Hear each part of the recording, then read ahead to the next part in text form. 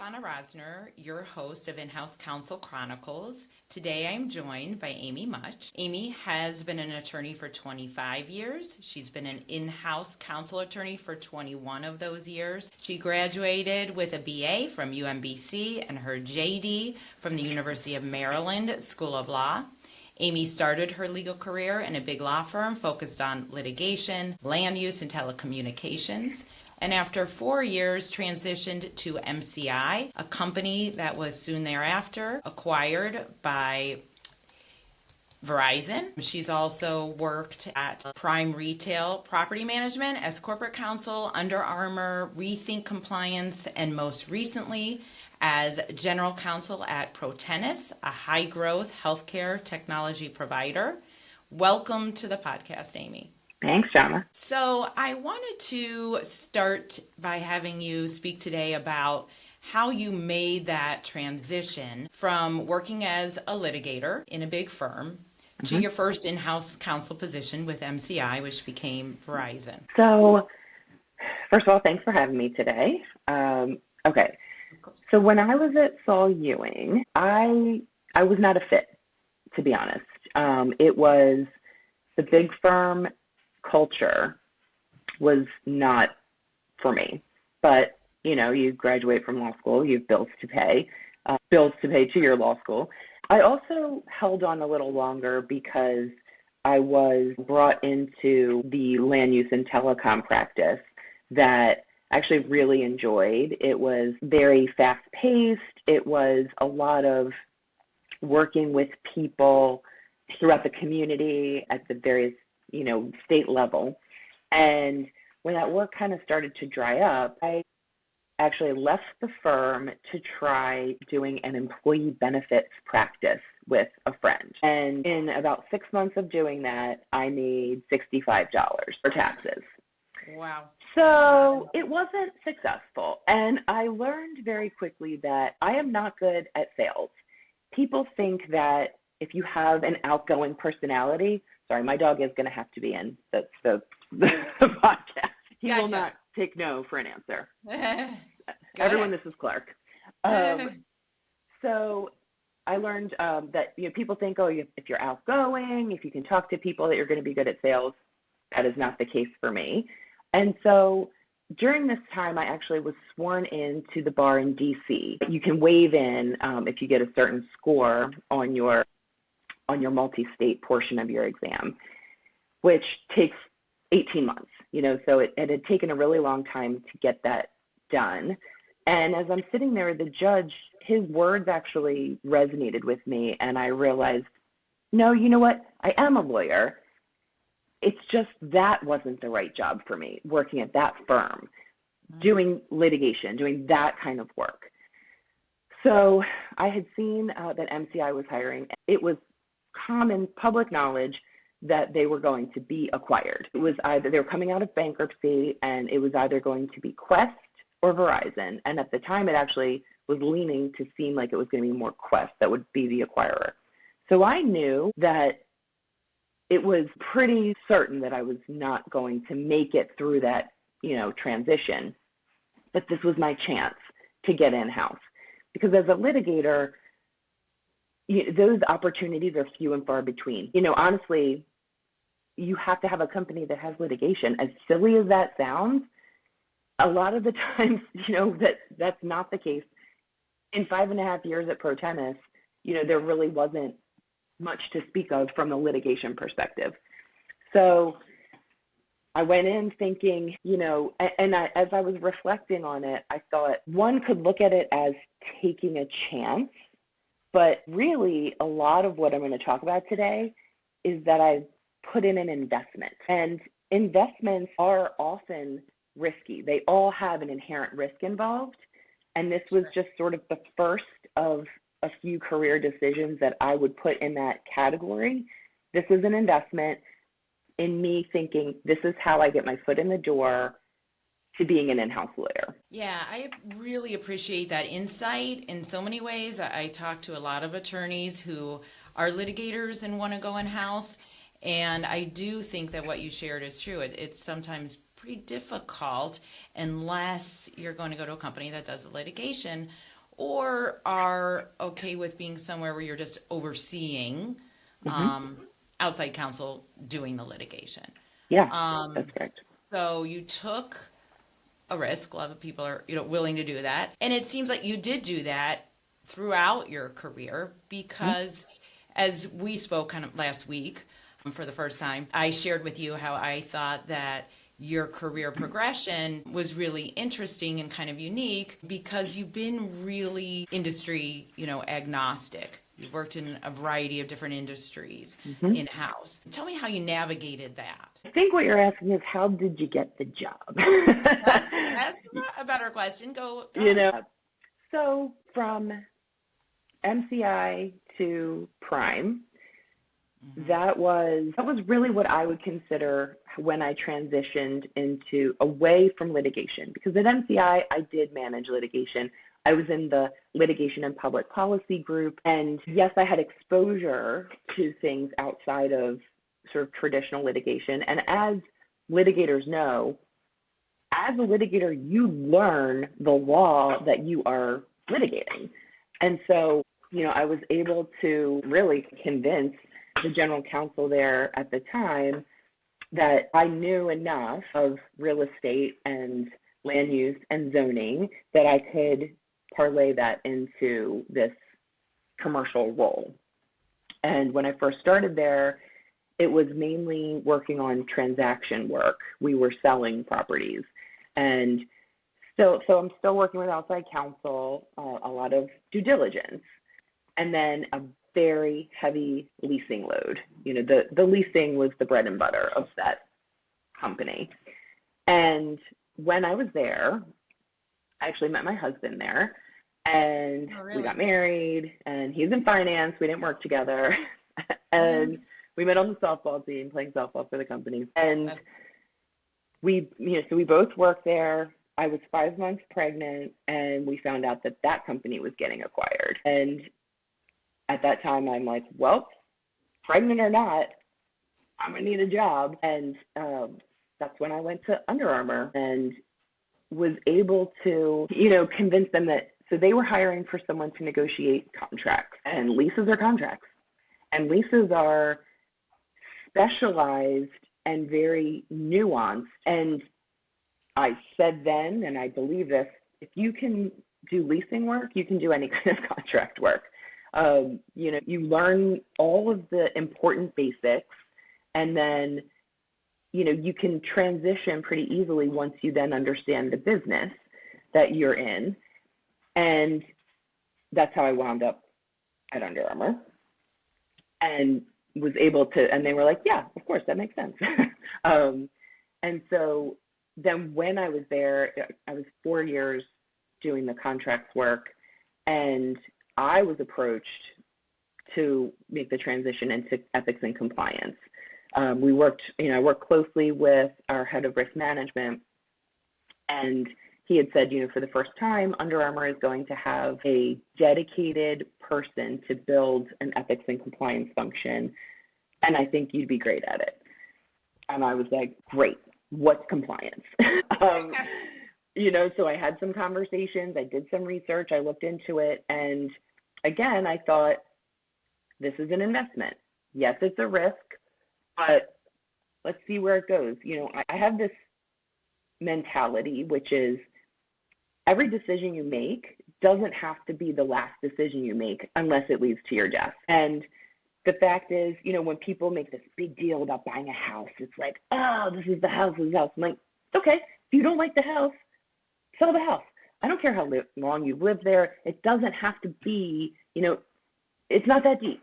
It just doesn't have to be. And you can make a different decision. It's not always easy. I don't mean to make light of it, but I thought, I'm going to give it a go and see how this plays out. And that was, I certainly think back on that decision because there's these very obvious, turning points in our lives. And that was certainly one for me career-wise. And then, when that position was eliminated 4 years later, I definitely was like, oh my gosh, was that the right decision? But it absolutely was, because that led me then to Protenus. And I think that having the strong background in compliance, because it's a compliance software, the software supports compliance teams.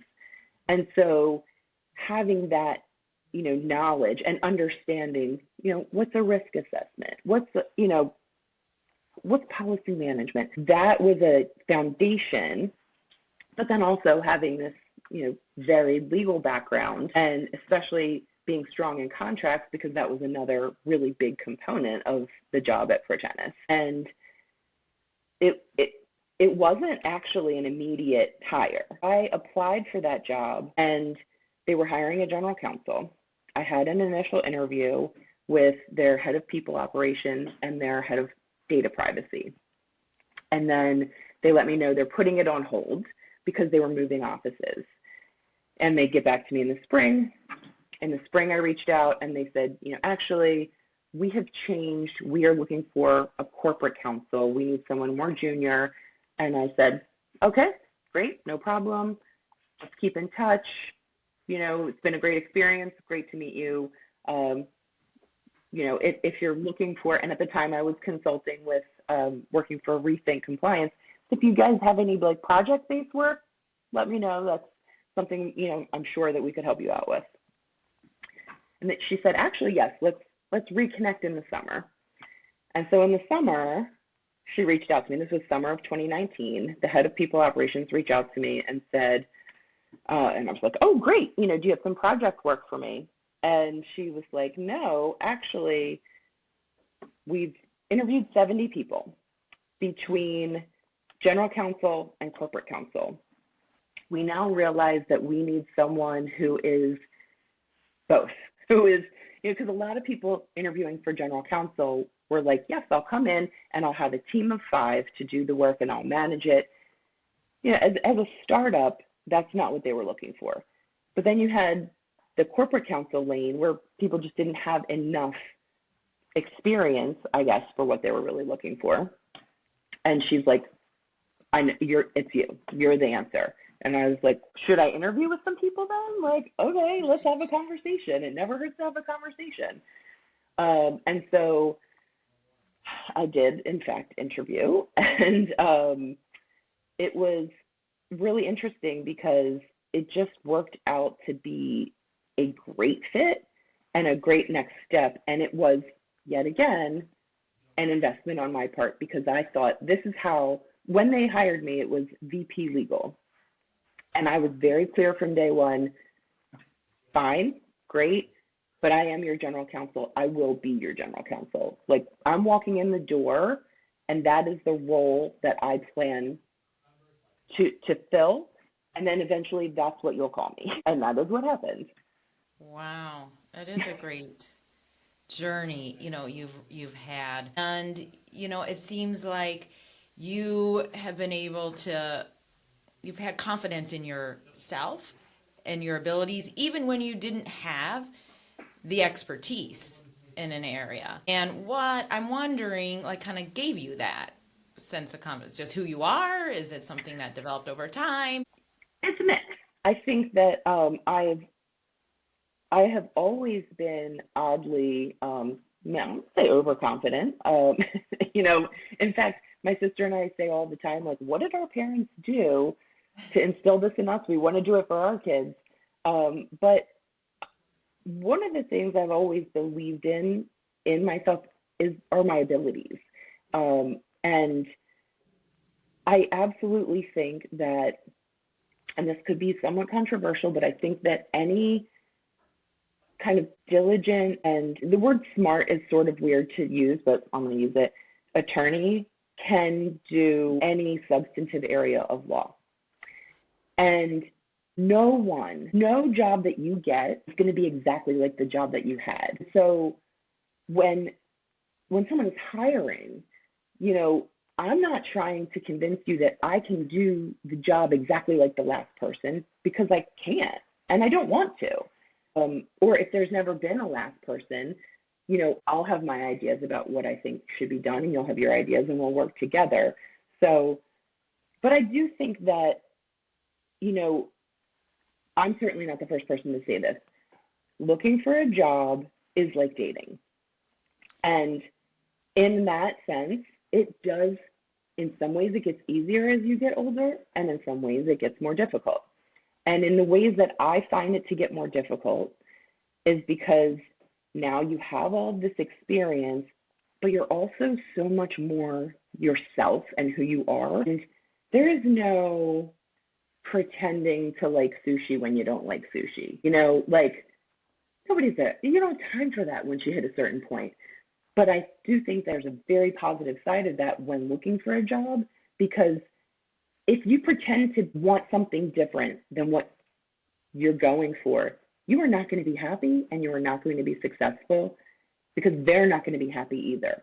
So lessons learned along the way, one of the most important ones was I will never again try to fit myself into someone else's box that does not fit me, because then everybody's just miserable. And at the end of the day, all I do is regret that I wasn't actually who I really am, you know? So luckily that worked really well for Protenus. Right. Yeah, I love that you brought in, you know, the dating analogy. That's something that here where I work, we do as recruiters very often. We use that analogy when we're telling people to go out on their first interview is like a first date. And all of those analogies really do resonate with people going through job search. Including getting ghosted. That too.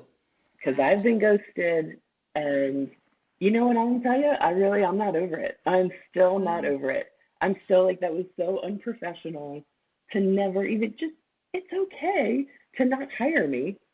You know, now 8 years later, I know I didn't get the job, but to not have that to me is like, says something about the person as a leader, that you can't even let someone know we're going in a different direction. You know, it's really, that's a really disappointing way to be. And I can just speak for myself and my company, Direct Recruiters, that's something that we don't do. We get ghosted, but we don't ghost our candidates. And I know, you know, we're contemporaries. That's something that I wasn't used to either. I think it was always a given that we heard back from places where we applied, even if we knew it was kind of like a can no. But that is something that has kind of changed over time. I hear from people that I speak with that they don't hear back sometimes. And yeah, it's unfortunate. That's kind of something that's been lost, and maybe it'll revive itself. That's my hope. But well, you see a lot now about it. You know, people, I think LinkedIn has brought it to light, and so maybe it'll help in the sense that people will then be like, well, I can't do that. That's wrong. One can hope. One can hope, and we will hope. And I want to segue a little bit into the fact that, you know, you have a family. Mm-hmm. You have stayed working during the time that you were raising a family. Mm-hmm. You even got a job while you were expecting, which is sometimes, or I should say, it is kind of unusual. So how has raising your family played into your positions as in-house counsel? I think people would want to hear about that, how you've been able to do all of those things, wear all those different hats. Yeah. So, you know, I think right off the bat, I'll say it's never easy. You know, for any working parent, you know, it's always challenging.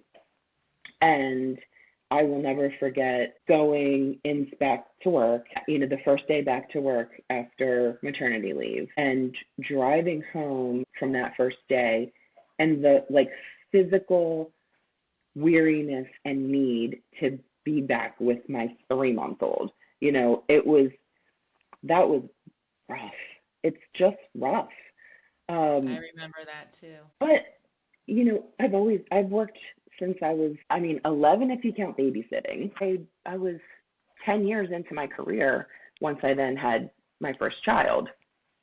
So it was, you know, yes, you're always making a decision. Even if you think you're not making a decision, you're still making a decision. And so I do think that being in-house is an easier thing than working at a firm when you have a family. That said, I haven't worked at a firm with a family, and perhaps things have improved from what I was witnessing back then. But, it certainly informs every decision because at the various stages, like now, relocation, it's really not an option.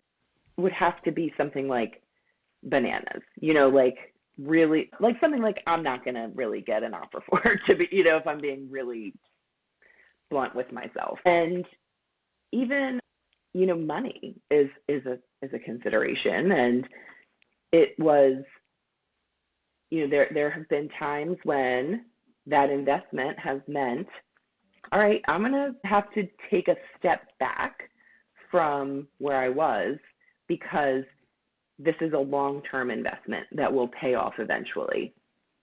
But you've got to weigh what impact does that have on my family? And are you someone that puts your kids through private school? Or are you someone that lives in a really expensive neighborhood or whatever? Do you take a lot of vacations? Like, travel is a priority, exposing my kids to other cultures. And, I didn't leave the country until spring break of college when I went to Cancun, and that hardly counts. And I just wanted something different for my kids if possible.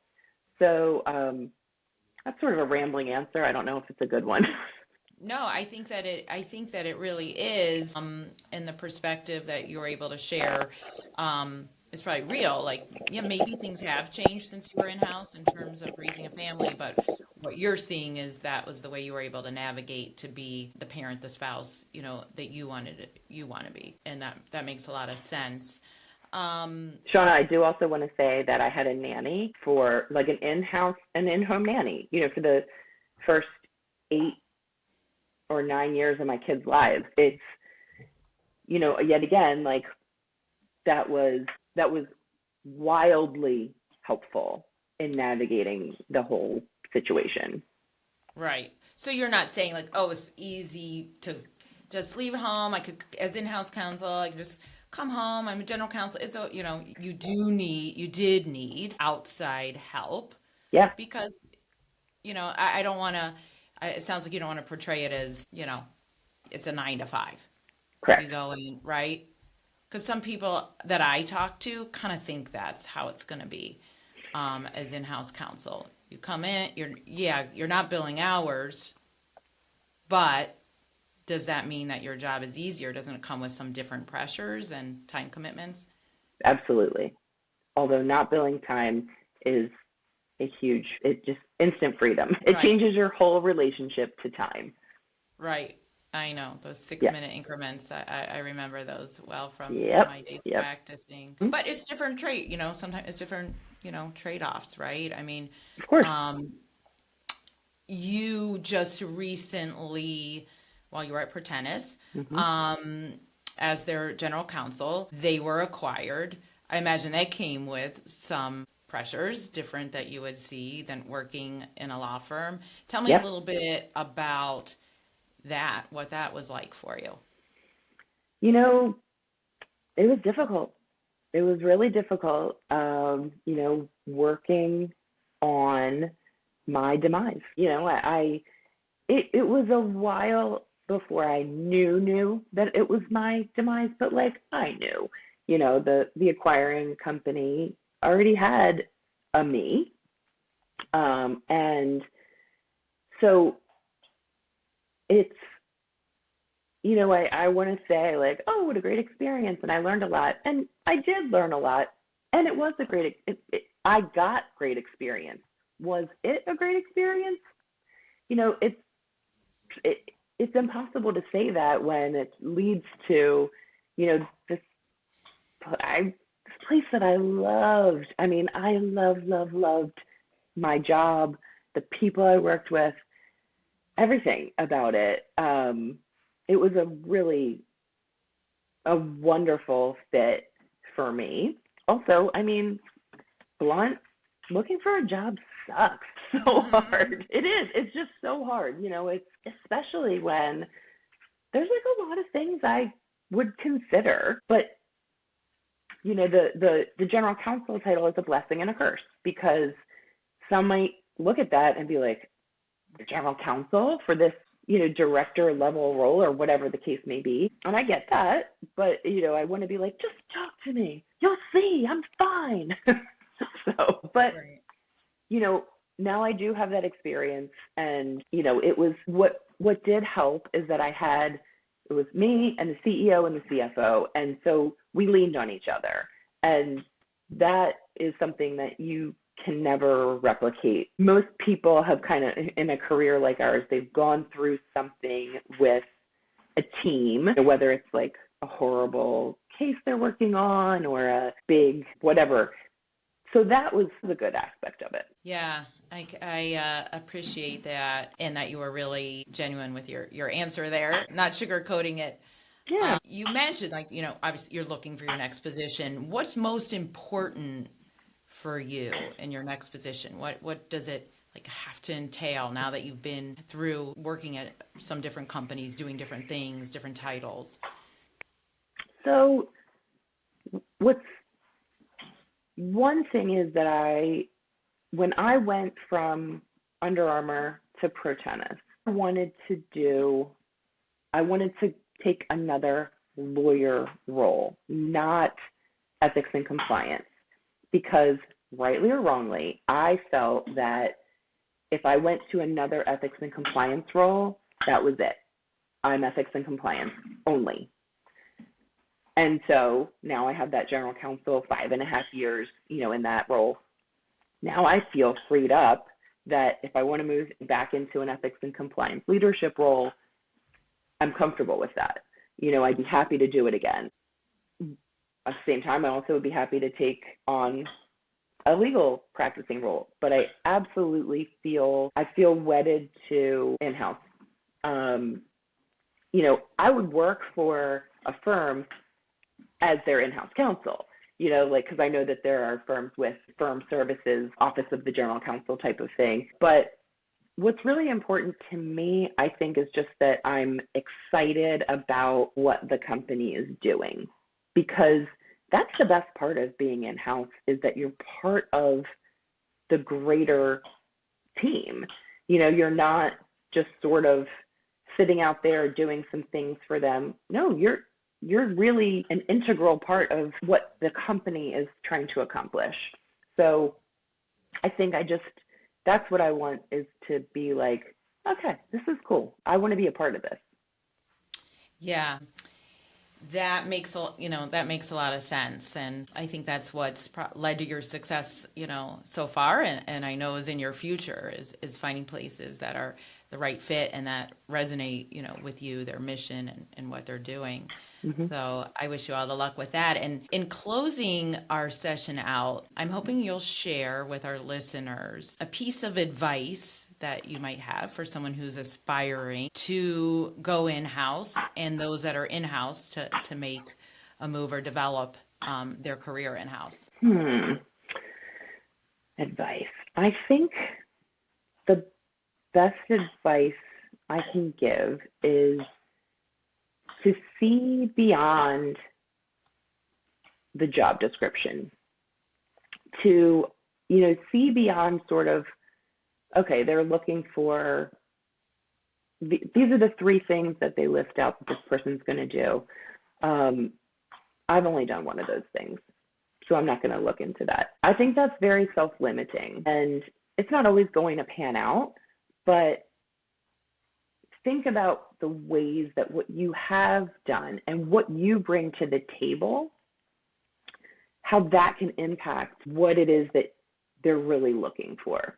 Because, a lot of the time, and Protenus is a great example of that, they didn't even really know what they were looking for. And then when they realized it, they were like, we found it. And I think that, really the best advice someone could give anyone who's looking for any job is how you get onto somebody's desk. And as much as, networking can be a dirty word for some people, you have to lean on your network, because otherwise you really are, what I said is I feel sometimes, and of course I still just blindly apply, but I feel like I'm sending a message out into space to see if there's alien life, and it's really not that different sometimes. So, look around and see like, okay, my mom knows this guy who works at blah blah blah, and maybe he can make an introduction for me. There's no secret sauce, unfortunately. Right. No, I agree, but you just gave some really great advice. It's been such a pleasure to have you on today, Amy. Thank you so My pleasure. much. Thank you.